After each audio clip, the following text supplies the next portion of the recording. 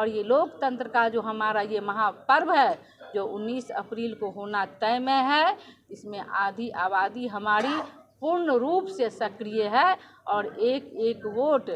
ये हेलीकॉप्टर के निशान पर पड़ेगा और हमारे भाई, हमारे प्रत्याशी अरुण भारती जी यहाँ से भारी बहुमत से जीतेंगे, क्योंकि यहाँ की जनता ऊब चुकी है भ्रष्टाचार और चारा और चरित्र घोटाले की सरकार जो बिहार में थी।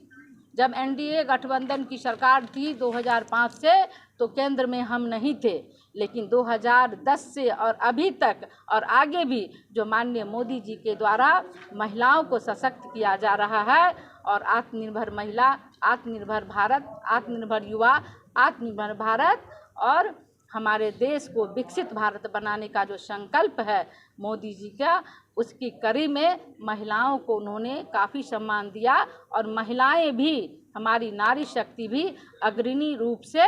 उस मुहिम में शामिल है और अपना योगदान दे रही है। अयोध्या नगरी का सर्वांगीण विकास करेंगे। काशी विश्वनाथ कॉरिडोर की तर्ज पर अन्य धार्मिक स्थलों का भी विकास का काम हमारे प्रधानमंत्री जी कर रहे हैं। योग, आयुर्वेद, भारतीय भाषाओं, शास्त्रीय संगीत का और प्रशिक्षण प्रदान करने के लिए विश्व भर में सांस्कृतिक केंद्रों की स्थापना करने वाले हैं माननीय मोदी जी। और किसान सम्मान निधि की बात मैं करूं तो आपने देखा होगा कि किस तरह से माननीय मोदी जी ने किसान पीएम योजना के तहत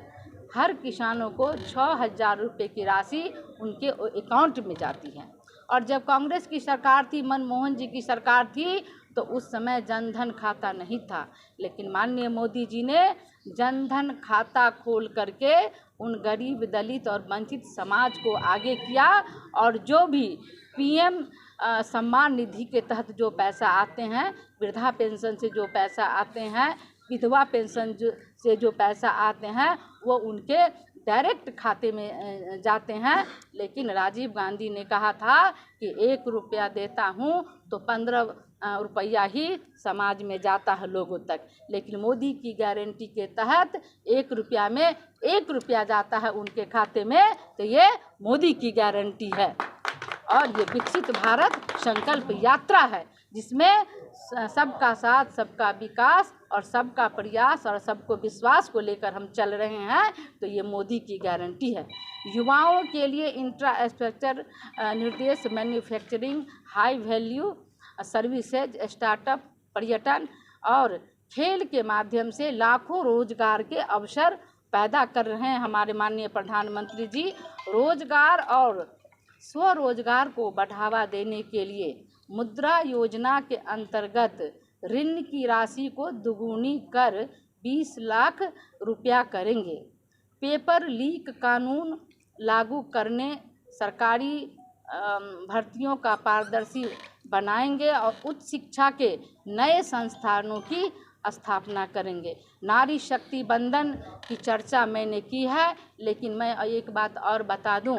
कि अभी तो हमारी सरकार ने, माननीय मोदी जी ने बिहार से खाता खोला है, लेकिन नारी शक्ति को सशक्त और करने के लिए हमारा जो अगला चुनाव है 29 में लोकसभा का, हमारी एनडीए गठबंधन के तहत 200 महिलाएं लोकसभा का चुनाव लड़ने वाली हैं और 3 करोड़ ग्रामीण महिलाओं को लखपति दीदी बनाएंगे माननीय मोदी जी और गृहिणी की रसोई तक पाइप से गैस पहुंचाएंगे और कामकाजी महिलाओं के लिए हॉस्टल और शिशु की सुविधा उपलब्ध कराएंगे। चूँकि हमारी कामकाजी महिलाएं जब काम पर जाती हैं तो बच्चों को देखने वाला नहीं होता है, ये सरकार से सुविधा हमारी माननीय मोदी जी ने देंगे।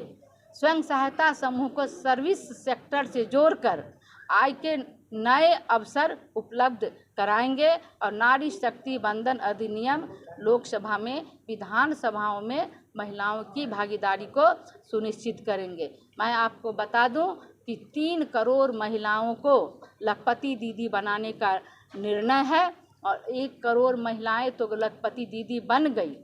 और ड्रोन दीदी का जो हमारा ये प्रोग्राम है उसके माध्यम से किसान के क्षेत्र में भी हमारी महिलाएं आगे बढ़ रही हैं। हम भारतीय न्याय संहिता को लागू करेंगे। ये हमारे माननीय प्रधानमंत्री जी का